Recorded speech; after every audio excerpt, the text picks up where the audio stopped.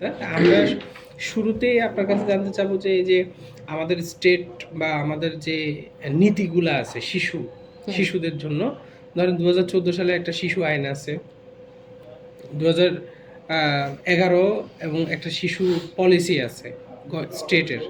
তো সেই পলিসি নীতিগুলো আসলে আপনারা যখন জেলা পরিষদের সদস্য হিসেবে আপনারা শিশুদেরকে নিয়ে তো অনেকগুলো প্রোগ্রাম কাজ টাজ করেন, সেগুলো আসলে বাংলাদেশে বা আপনাদের এই জেলা পরিষদ থেকে এই জেলায় কতটা কার্যকর?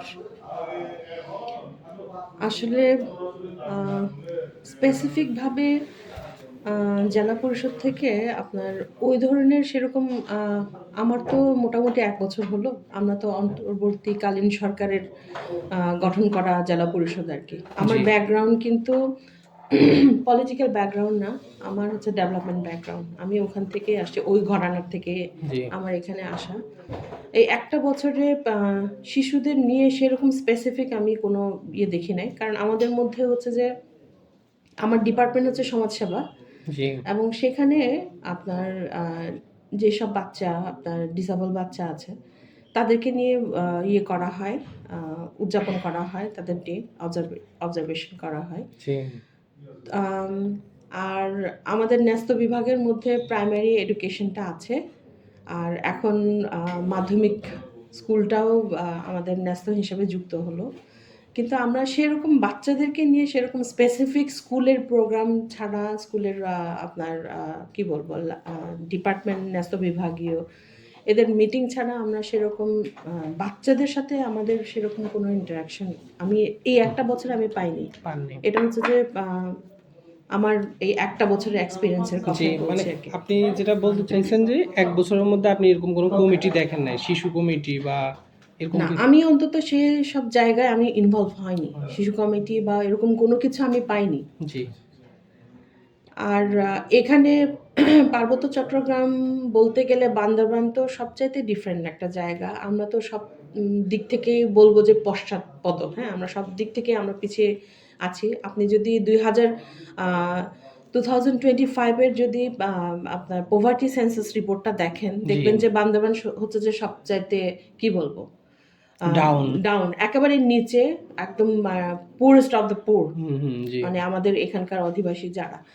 ওখানে এরকম আমাদের পরিস্থিতি যদি সেটা হয়, এই পুর ফ্যামিলির বাচ্চার ডিসিশনটা হুম। কিরকম হবে আপনারা তো ইমাজিন করতে পারছেন। হ্যাঁ, ওই তো সেই জায়গায় দেখেন, একটা হচ্ছে যে আমার সমগ্র বাংলাদেশে, হ্যাঁ?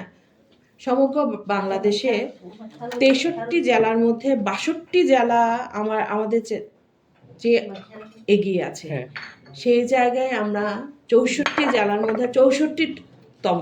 হুম। সেই জায়গায় আমি বলব যে যেখানে শেষের আমরা দিক থেকে আপনারা হ্যাঁ, চ্যাম্পিয়ন। হ্যাঁ, বড়রাই যেখানে আমরা পিছিয়ে আছি সেই জায়গায় হ্যাঁ, বাচ্চাদের ডিসিশনটা এটা মানে সেই জায়গায় আমরা তো এখনো সেই পর্যায়ে আমরা এখনো পৌঁছিনি। এই ইনইকুয়ালিটি, এই যে অসমতা, এই যে রাষ্ট্রের যে একটা সিস্টেম মেকানিজম, যে একটা হ্যাঁ। জেলাকে পিছিয়ে রাখা, আবার ওদিকে কিন্তু নর্থ বেঙ্গলও কিন্তু মানে মেইনল্যান্ডের মধ্যে ওই মাঝে যারা আছে ওরাই সুযোগ সুবিধা পাচ্ছে, বাকিরা কিন্তু অলমোস্ট সেম ক্যাটেগরিতে পড়ে যায় নর্থ বেঙ্গলের ক্ষেত্রেও। আরেকটা বিষয় আমি যেটা আসলে বলতে চাই সেটা হচ্ছে যে আমাদের বাংলাদেশের প্রেক্ষাপটে কারণ বাচ্চাদের যে ডিসিশনের ব্যাপারটা এটা কিন্তু আমি জানি না এটা কত বছরে আমরা এটাকে করতে পারবো কারণ আমাদের বাংলাদেশের প্রেক্ষাপটে আমরা যে আমাদের যে গার্জিয়ানদের হুম। আমাদের যে কি বলবো সিস্টেম জি। বলেন মেকানিজম বলেন এটা হুম। যুগ যুগ ধরে মানে বংশ পরম্পরায় যেটা চলে আসতেছে রাইট। হ্যাঁ সেটা আপনার আমরা কখনোই চিন্তা করতে পারি না যে বাচ্চাদের ইভেন আমি বলতে গেলে আমি একজন ডেভেলপমেন্ট ওয়ার্কার, হ্যাঁ? উন্নয়ন কর্মী একজন এবং সেই সাথে, সাথে আমি একজন আ বলতে গেলে একটু প্রগ্রেসিভ মাইন্ডেড, হুম। হ্যাঁ? জি। অন্যান্য গার্ডিয়ানদের তুলনায়। সেভাবেও যদি চিন্তা করি তারপরেও তো আমার একটা জিনিস থেকে যায়, তাই না? অ্যাবসলিউটলি। যে রাইট। মানে যেটা আমার প্র্যাকটিস হয়ে আসতেছে সেই জায়গায় প্রত্যেকটা ক্ষেত্রে যদি বাচ্চাদের শিশুর যদি অধিকারের কথা বা ডিসিশন মেকিং এর কথা যদি আপনি উল্লেখ করেন তাহলে আমাকে স্পেসিফিক এরিয়াটা জানতে হবে কোন হুম। জায়গায় ডিসিশনটা আমি তাকে অ্যালাউ করব নিতে, জি। হ্যাঁ কোন জায়গায় অ্যালাউ করব না যেমন ছোটবেলা থেকে যেমন ধরেন আহ, একজন গার্জেন দেখা গেল কি কোটি কোটি টাকার সম্পদের মালিক, রাইট। তাই না? সেই ক্ষেত্রে সেই গার্জেন তার বাচ্চাকে ন্যূনতম সে সাবালক বা সাবালিকা না হওয়া পর্যন্ত তাকে তো অগাধে টাকা পয়সা খরচের জন্য ডিসিশন দিতে পারে না। না। এবং ইভেন আপনার এডুকেশনের ক্ষেত্রেও যদি আপনি চিন্তা করে দেখেন, জি। সে যে ডিসিশনটা নিবে তার গার্জেন কখনোই এটা চিন্তা করতে পারে না। এখনো পর্যন্ত আমরা সেই জায়গায় অনেক সময় অনেক বাচ্চাকে আমাদের ইভেন আমাদের ছেলে মেয়েদেরকে আমরা ডিসিশন নিতে দিই না যে সে কোন লাইনে যেতে চায়। তার জন্য এটা, যেমন ধরেন এখন তো এআই এর যুগ, হুম, আমরা কিন্তু এআই ইউজ টু না খুব একটা, বাট আমাদের যে বাচ্চা কাচ্চা এটা তো Generation- তাদের জেনারেশনের জিনিস, তো ওরা এখনই চ্যাট জিপিটি বা ইউজ করছে। ইউজ করছে। হুম। এখন সে জায়গায় একটা বাচ্চা যদি বলে যে সে এটা নিয়ে পড়তে চায় বা গেম কি বলবো হ্যাঁ। ডেভেলপমেন্ট করার জন্য পড়তে চায়, সেই জায়গায় Right. একজন গার্জেন আপনার ওই জায়গায় পৌঁছাবে না। এটা হচ্ছে যে আপনার একটা জেনারেশনের একটা গ্যাপ, গ্যাপ। এবং টেকনোলজির যে কি বলবো আপনার যে নলেজ, এটার একটা গ্যাপ রয়ে যায়। সেই জায়গায় আমাদের দেশে গার্জেনরা কখনো অ্যালাউ করবে না। ইভেন অনেক জায়গায় আমাদের এই এলাকার গার্জেনরা তো অ্যালাউ করবেই না। আর এখন যদি বলেন যে স্কুলের ক্ষেত্রে একটা বাচ্চা যদি স্কুলে যেতে চায় না, হ্যাঁ, বাইরের দেশে সেটা হচ্ছে যে আপনার কতগুলি আছে হোম স্কুল দিয়ে দিচ্ছে, হোম স্কুল। আমরা কিন্তু সেটা Daycare। করতে পারবো না। আমার তো স্কুলে পড়তেই হবে, হ্যাঁ, মারধর করে হলেও আমি পাঠাবো। আমরা আমাদের ম্যানুয়ালি পড়াশোনাটা দিয়ে হ্যাঁ, অভ্যস্ত। অভ্যস্ত। এবং এই কারণে এইসব কি বলবো বাচ্চাদের যে কি বলবো শিশুদের যে কি বলবো ডিসিশন নেওয়ার যে জি। ইয়ে করার আগে আগে আমাদের গার্জেনদের ইয়েটা আপনার চেঞ্জ করতে হবে। রাইট। যুগের সাথে তাল মিলিয়ে আমরা আমরা কোন কোন জায়গায় আসলে ছাড় দিতে পারি। এটা একদম মানে একদম বেসিকটা হলো ফ্যামিলি। বেসিকটা ফ্যামিলি, হ্যাঁ, তার family- মধ্যে আবার আমাদের সমাজের কাঠামো আছে, রাষ্ট্রের কাঠামো আছে, হ্যাঁ, ওখান থেকে ওখান পলিসিগুলো থেকে যদি চলে আরো আসতে হবে। যেমন হচ্ছে যে আপনার আমরা স্কুলে যেমন ধরেন আমরা সবসময় আপনার গতানুগতিক বলবো, আমি এটা সনাতনী প্রথাই বলবো। হ্যাঁ, আমাদের অনেকটাই। এডুকেশন সিস্টেমটা অনেকটাই। আমরা ওই যে সনাতনী প্রথাতেই আমরা এখনো মানে চলছি। এটার কোনো চেঞ্জ আমরা এখনো করতে পারছি না। এখন একটা বাচ্চা সবচাইতে ম্যানারটা শিখে কখন, আমাদের সবচাইতে যেটা দরকার ম্যানার এবং যে ইথিক্সটা শিখা যেটা দরকার সেটা হচ্ছে যে এক হচ্ছে যে ফ্যামিলি থেকে, তারপর হচ্ছে যে প্রাইমারি থেকে, প্রি প্রাইমারি থেকে। আমরা প্রি প্রাইমারি, আমার বাচ্চাও তো প্রি প্রাইমারি লেভেল পাস করে আসলো, হ্যাঁ, সেই জায়গায় মানে ওই জায়গায় তো আপনার একটা ময়লা যে ফেলতে হবে, ফ্রেন্ডের সাথে যে শেয়ারিং এর যে বিষয়টা আছে, বেসিক লার্নিং, হ্যাঁ, ওটাই তো আমরা শিখাচ্ছি না। আমরা ওই প্রি প্রাইমারি থেকে আপনার অ আ ক খ এবিসিডি আপনাকে যোগ বিয়োগ থেকে শুরু করে সবই আপনাকে আপনার কাছে ঢুকাই দিবেই। আচ্ছা। এবং এটার বাইরেও যে কিছু নীতিগত শিক্ষা আছে, নীতি শিক্ষা বলতে আমরা বুঝি হচ্ছে যে আপনার ধর্মীয় যে ইয়েটা, আমার রিলিজিয়াস যে এডুকেশন, ওটা হচ্ছে যে আপনার নীতিগত শিক্ষা বলতে আমরা ওই দিকেই নিয়ে যাই। কিন্তু এটার বাইরে যে আমাদের কিছু বেসিক যে নীতিগত শিক্ষা সেটাই তো আমরা দিচ্ছি না স্কুল থেকে, দিচ্ছি না। তার মানে আপনি আপু যেটা আমাদেরকে মানে অ্যালাইন করেছেন যে ওই ফ্যামিলি থেকে যদি ওদেরকে ডিসিশন চাপিয়ে দেওয়া হয় তাহলে ওদের কিছু করার নাই। না, করার নাই তো। তো আসলে আমরা তো মানে হোলিস্টিক্যালি চিন্তা করলে সোসাইটিতে ওরা তো আসলে একটা মেজরিটি। আমরা মানে প্যারেন্টস তো দুইজন, দেখা গেলো একটা ফ্যামিলিতে প্যারেন্টস দুইজন, ছেলে মেয়ে তো চারজন, তার মানে হলো ওরা মেজর। ফ্যামিলিতে চারজন তো মেজর। তো এখন ধরেন কোনো একটা সোসাইটিতে আপনারা তো জেলা পরিষদে আছেন, তো জেলা পরিষদে তো আপনাদের নানান ধরনের সমস্যা কেস হ্যান্ডেল করতে হয়। তো অ্যাডোলেসেন্ট যারা আছে, বয়ঃসন্ধিকালীন যারা আর কি, তো ওরা যদি কোনো ধরনের কোনো মানে ওদের পার্সোনাল কিছু বলে আপনাদেরকে বা সোসাইটিতে কাউকে বলে, এটা কি গোপনীয়তা রক্ষা পায়? সিকিউরিটিটা কেমন সোসাইটিতে আপনাদের? এরকম অনেক ঘটনা আছে। গোপনীয়তা অনেক সময় রক্ষা করে, অনেক সময় রক্ষা হয়, অনেক সময় আসলে হয় না। জি। সিকিউরিটিটা হচ্ছে যে এখনো আপনার আমরা হলাম যে একটু অন্যরকম। আমাদের এদিকে আমি বলবো যে আমাদের মধ্যে সিকিউরিটিটা এখনো আমরা বজায় রাখতে পেরেছি আর কি। হ্যাঁ, জি, এটা আমি জানি, আমি অ্যানথ্রোপোলজি স্টুডেন্ট, ব্যাকগ্রাউন্ড আমার অ্যানথ্রোপোলজি, নৃবিজ্ঞান। সো আমি ওই জায়গা থেকে আর কি এই আমাদের দেশের পার্সপেক্টিভে যদি আপনাকে বলি যে আমাদের শিশুরা এখন কি মানে ওপেন, মানে মত প্রকাশ করার ক্ষেত্রে এখন কি আপনাদের এলাকায় কি শিশুরা ওপেন? আপনি তো বললেন যে আমি আমি ওপেন এখনো না, ওপেন দেখতে ক্লোজড। পাচ্ছি না, এখনো ক্লোজ। এখনো সেই ধরনের, কারণ হচ্ছে যে বলতে গেলে আমি তো প্রথমেই বলেছি যে আমাদের বান্দরবান জেলাটা হচ্ছে যে সব দিক থেকেই পিছনে, পিছিয়ে। এবং দেখবেন যে এডুকেশনের শিক্ষার দিক থেকেও আমরা কিন্তু অনেক পিছিয়ে আছি। যে জায়গায় আপনার শিক্ষার হারটা যখন আপনার র্যাঙ্কিংয়ে একটু ইয়েতে চলে যাবে, হ্যাঁ। তখন দেখবেন যে আলটিমেটলি তারাও ভোকাল হয়ে যাবে। ভোকাল হলে আপনার এইসব ডিসিশনের ক্ষেত্রে তারা দেখা যাবে যে কনফিডেন্টলি তারা ডিসিশনের ব্যাপারটা বলতে পারছে। অ্যাবসলিউটলি, এটাই মেইন ফ্যাক্ট। আপনার মানে সোসাইটি যখন এগিয়ে যাবে তো সবাই একসাথে এগিয়ে যাবে। সবাই এগিয়ে যাবে। হ্যাঁ, এই তাদের এই শিশুদের তো ধরেন ওরা এখনো ধরেন মত প্রকাশ করার স্বাধীনতা বা ওদের অতটুকু আপনি যেটা বললেন যে ওরা এখনো সোসাইটিতে ওইটা এখনো স্ট্রংলি পারে স্ট্রং না। না।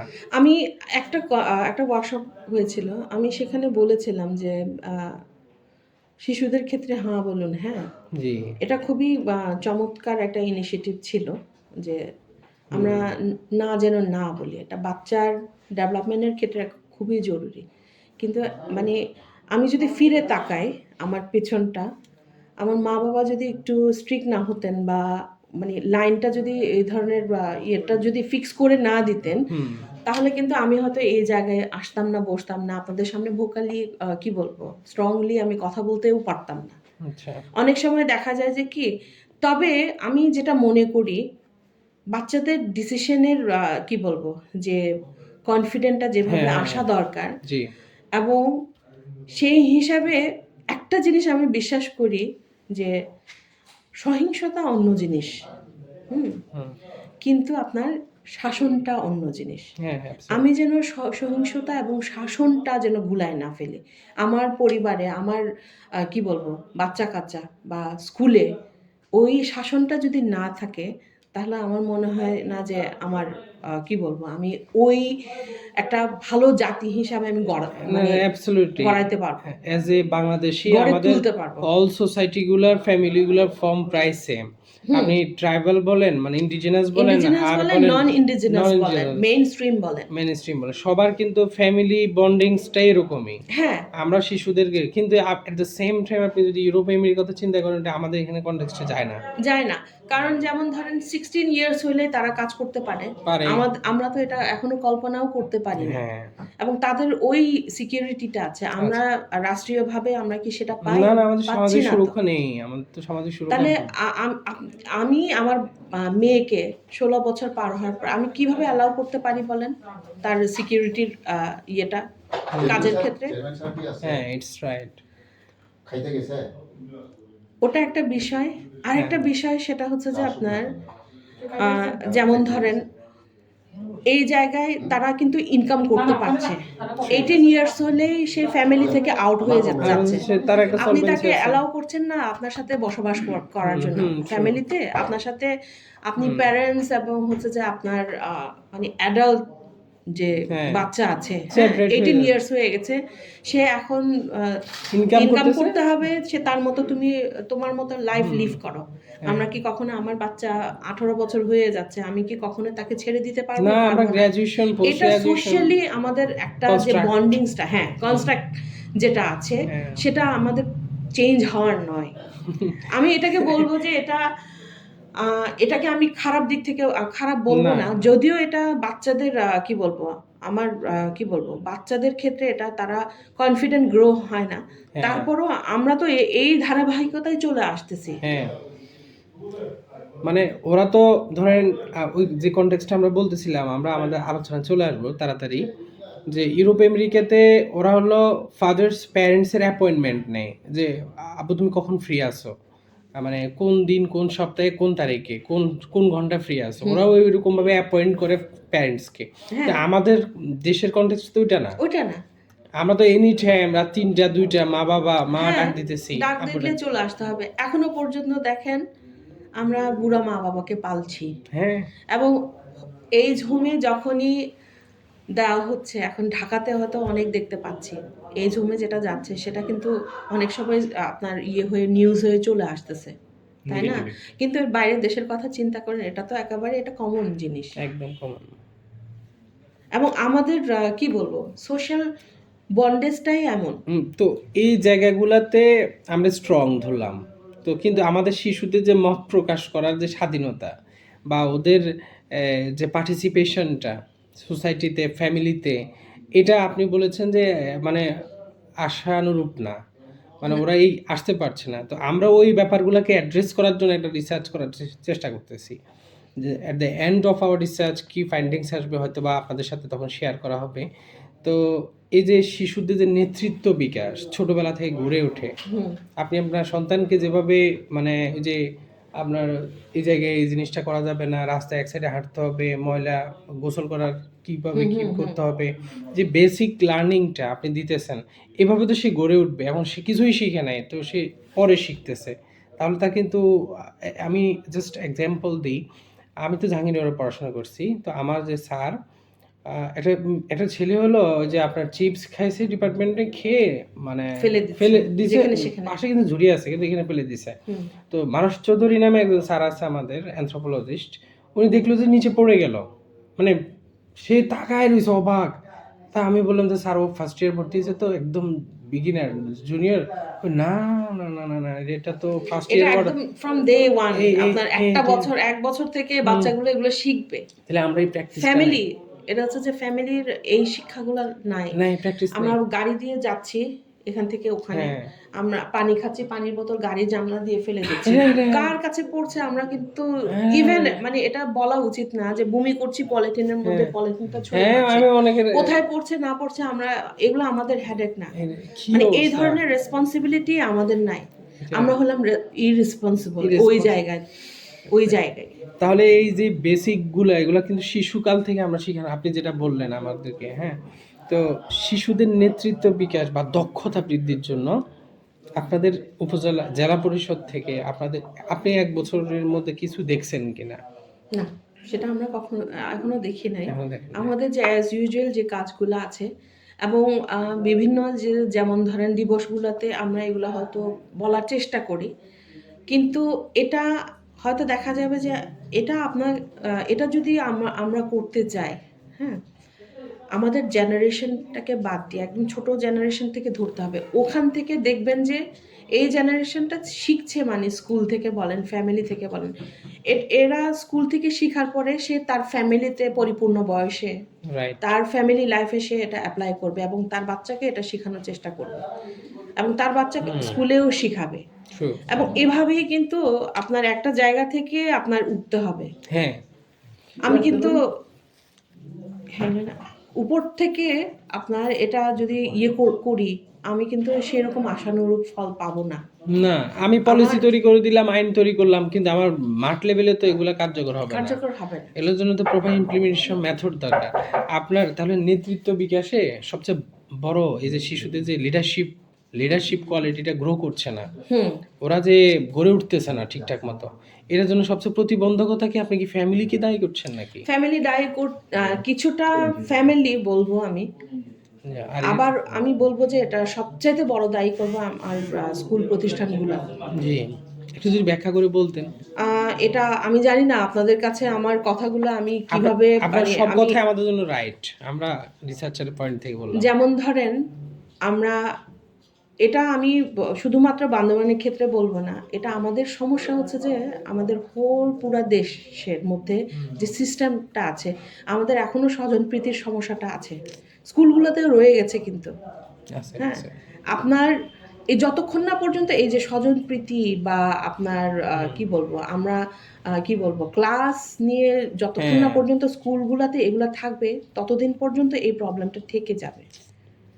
কারণ যেমন ধরেন একটা স্কুলে, ছোট একটা এক্সাম্পল দিই, একটা স্কুলে দেখা যাবে যে কি সেই জায়গায় আপনার কি বলবো হাই ক্লাসের কি বলবো ফ্যামিলির বাচ্চারা আসছে, বা কোনো আপনার কি বলবো হাই অফিসিয়ালের বাচ্চারা কৃষকের সন্তানও আসতেছে, সে জায়গায় দেখা যাবে যে কি বক্তৃতার জন্য প্রতিযোগিতা হচ্ছে, তাদের Right. নামটাই দিচ্ছে। আসলে যার ওই যে আগ্রহটা একটু হচ্ছে, স্যুট টুট পরে আসছে ছেলেটা, দেখতে সুন্দর দেখতে লাগতেছে, সে স্কুলে সুন্দর সুনাম লাগছে, বাড়বে। হ্যাঁ, এরাই চান্স পাচ্ছে বেশি। হুম, আর যারা এক্সট্রা অর্ডিনারি যারা, জি। তারা কিন্তু ঠেলে ঠুলে হয়তো কয়েকটা পজিশন নিচ্ছে, কিন্তু হুম। সম্ভবত অনেকে রয়ে গেছে হ্যাঁ। কিউতে, তাদেরকে কিন্তু আমরা আনতে পারছি না, আনতে পারছেন যতক্ষণ না না। পর্যন্ত আমাদের শিক্ষা প্রতিষ্ঠানগুলোতে এই যে ইকুয়ালি দেখার হুম।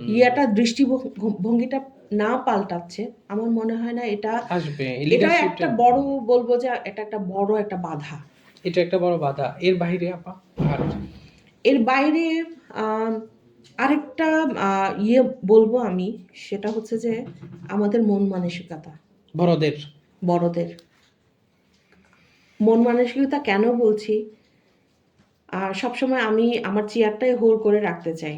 এটা বাংলাদেশিদের জন্য তো এটা তো একটা কি বলবো, এটা রিয়েল এক্সাম্পল যে আমরা শিকড় মানে যতক্ষণ না পর্যন্ত গজায়, হ্যাঁ। শিকড় গজায় তারপরেও আমরা মানে উঠি না। আমাদের এই মন মানসিকতা আমাদের মানে প্রকট, যার কারণে সব সময় আমরা চিন্তা করি যে আমার যারা আমার সাঙ্গপাঙ্গ আছে সে যেন আমার সাবঅর্ডিনেট হিসাবে থাকে, সে যেন আমার শিক্ষা বা দীক্ষায় দীক্ষিত হোক, এটা কিন্তু আমরা খুব কমই চাই। যার কারণে বাচ্চাদের ক্ষেত্রেও তাদের যেহেতু এই মন মানসিকতা কাজ করে, হুম হুম আর আমরা কখনো অ্যাপ্রিসিয়েট করতে জানি না। আচ্ছা ফ্যামিলিগতভাবে এটা দেখেন যে ম্যাক্সিমাম ফ্যামিলিতে দেখবেন যে আমার কর্তা, হ্যাঁ, যিনি কর্তা, প্যাট্রিয়ার্কাল মেন্টালিটি। প্যাট্রিয়ার্কাল মেন্টালিটি, হুম বুঝছেন, তার কথাই হচ্ছে যে রাইট, হুম। এবং এটা কিন্তু বাচ্চাও শিখছে। আপনার ইউরোপে যখন রাজারা ছিল না, তখন বলতো আর কি যে king can do no wrong. সেটাই আর কি। এবং আমাদের মধ্যেও এটা আছে, বাবার ডিসিশন বা বাবা কখনো ভুল হতে পারে না, তার ডিসিশনই শেষ আমাদের কথা। দেশের সব বাবাই কিং। বলা যায় সেটা, কিন্তু মায়েরা তো কুইন হতে পারছে না, তাই তো? পারছে না, তারা হচ্ছে যে হাউস হোল্ডার, কি বলবো, আপনার কাজের বুয়া। এই যে Homemaker। মনোভাব, এই যে প্যারেন্টসদের, এই যে স্কুলের টিচারদের, এই যে আমাদের বড়দের যে মানে মনোভাব, যে আমাদের দৃষ্টিভঙ্গি শিশুদের প্রতি, একটা শিশু আমি টেনে এনে ওর কথা বলাইলাম, আর একটা মন খারাপ করে এখানে পড়েছিল, আমি খেয়ালই করলাম না না, ওর যে করবো না তো। মন খারাপ ছিল। সে জায়গায় তো আপনার আমি যে আমার ওই যে ডিভাইডটা যেটা আছে, ডিভাইড অ্যান্ড রুল, হ্যাঁ। Divide and rule. ওই যে ক্লাস বলেন, তারপরে আবার এই জিনিসগুলো আছে তো, এবং এটা হচ্ছে যে এটা আপনার, আমি বলবো না যে সে ইচ্ছা করে করছে, আমরা তো এটা মানে কি বলবো, এটা কি বলবো, মানে এটা বাই নেচার এটা চলে আসতেছে, এবং সে নিজের অজান্তেই এগুলো হয়ে যাচ্ছে। It's so tough to handle. আমরা যদি এখন এই পর্যায়ে আপনার কাছে জানতে চাই যে শিশুদেরকে নিয়ে কাজ করে যেসব মানবাধিকার কর্মী, শুধু শিশুদেরকে অ্যালাইন করে, ধরেন আমি একজন শিশু, আমি কাজ করছি শিশুদের নিয়ে, আমার বয়স 18, আমি কাজ করছি হলো একটা শিশু সংগঠন নিয়ে, এরকম কাউকে চিনেন নাকি আপনি? না, আমি মানবাধিকার কর্মী চিনি, কিন্তু শিশুদেরকে নিয়ে স্পেসিফিক ভাবে কাজ করছে সেটা আমি এখানে বান্দরবানে আমি দেখি নাই। নারীদের নিয়ে কাজ করছে সেটা দেখছি, কিন্তু বাচ্চাদের নিয়ে স্পেসিফিক আমি এটা দেখি নাই। আচ্ছা, শিশু অধিকার বা সামাজিক ইস্যু নিয়ে কাজ করে, সামাজিক ইস্যু নিয়ে আছে, মানবাধিকার, ওই যে আমাদের নেলি আপাও কাজ করে মানবাধিকারে। উনিও তো মানে শিশুদের নিয়ে কাজ করে। না, এটা হচ্ছে স্পেসিফিক একটা প্রজেক্ট, এটা স্পেসিফিক একটা প্রজেক্ট, স্পেসিফিক প্রজেক্ট, বাট ওইটা হলো তার ওনারা ড্রিম জব। হ্যাঁ, এটা হচ্ছে যে ওনারা এটা হচ্ছে তার একটা part of the job, mandatory, এটা তাকে করতেই হবে। কিন্তু আমার ড্রিম জব হলো কিন্তু আমি শিশু আপনার অধিকার কর্মী। এটা আপনার ফ্যাসিনেশন, যে হ্যাঁ, বাচ্চাদেরকে fascination। নিয়ে আমি এক্সট্রা ভাবে কাজ করছি, বাচ্চাদের অধিকার নিয়ে কথা বলছি, আমি এরকম কাউকে এখনো পাইনি, একদম পানা ডেডিকেটেড কেউ নাই। ডেডিকেটেড আমি পাইনি। হয়তো ইয়ারা বলতে পারবেন, আচ্ছা। মানবাধিকারের সাথে যারা সম্পৃক্ত তারা হয়তো বলতে পারেন হয়তো যে বলতে পারে। হ্যাঁ, তার মানে আপনার পর্যন্ত পৌঁছায় নেই, ধরেন কোন একজন শিশু অধিকার কর্মী যে শিশুদের অধিকার নিয়ে কাজ করে, তার মানে হলো এখন পর্যন্ত কারো ড্রিম জব এটা হয়তো হয়নি আর কি।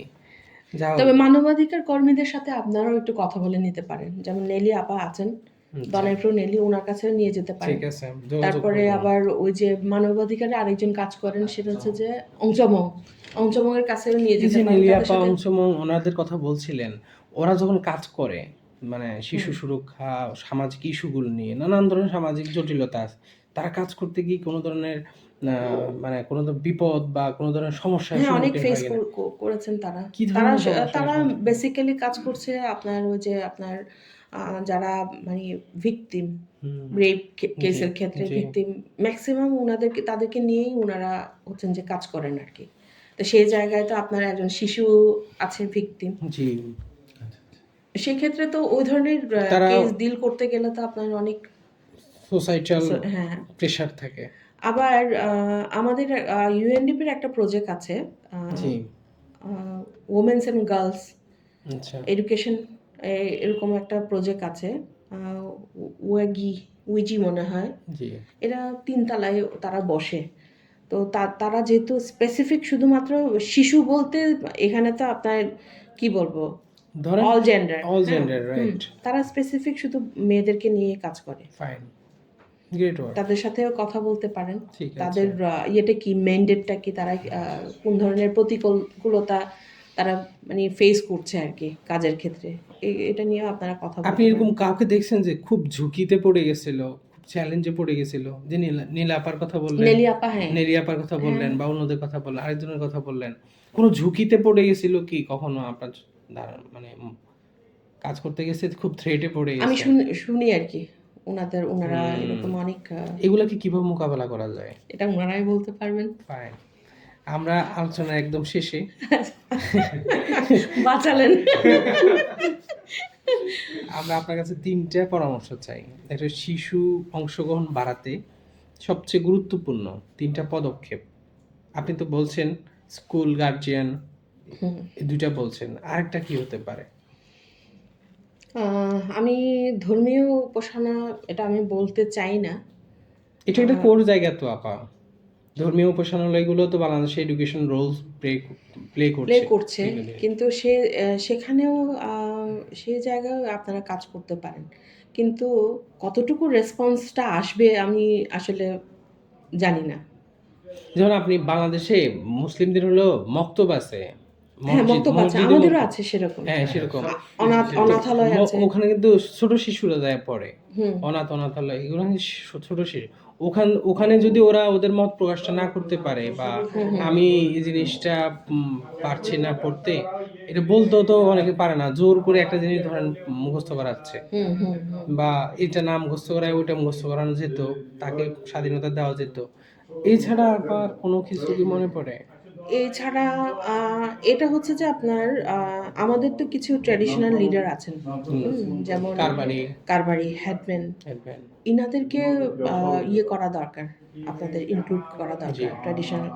আর হচ্ছে যে ইয়ুথদেরকে ইনক্লুড মাস্ট, কারণ ইয়ুথদেরকে যদি ইনক্লুড না করেন ওরাই তো আসলে ভবিষ্যতে কি বলবো, ওরাই তো পরিচালনা করবে সবটুকু। জি, এখন যদি ওরা ইয়ুথদেরকে আরেকটা বিষয় ইয়ে করতে পারেন, সেটা হচ্ছে যে ইয়ুথ একটা চ্যানেল করতে পারেন, আচ্ছা, যেমন ইউনিয়ন টু ইউনিয়ন, উপজেলা টু উপজেলা, উপজেলা ইউনিয়ন টু উপজেলা, উপজেলা টু ডিস্ট্রিক্ট, এই ধরনের একটা যদি চ্যানেল হ্যাঁ। করেন তাহলে কিন্তু আপনাদের এই ধরনের কাজ করাটা আমার মনে আরো হয় সহজ হয়ে উঠবে। সহজ মানে হয়ে উঠবে। সরকার, এনজিও এবং সমাজের একটা অংশ, ইউথ হ্যাঁ। যারা আছে ওরা সমন্বিতভাবে কাজ করলে হ্যাঁ, তখন শিশুদের এই ভয়েস রেজ করা বা ওদের মত প্রকাশ স্বাধীনতা এগুলো আস্তে আস্তে বাড়বে। হ্যাঁ। আচ্ছা, ঠিক আছে আপা, আমরা তো পুরোপুরি আলোচনা শেষ করলাম। Thank you. আপনাকেও অনেক ধন্যবাদ। বাঁচা গেল।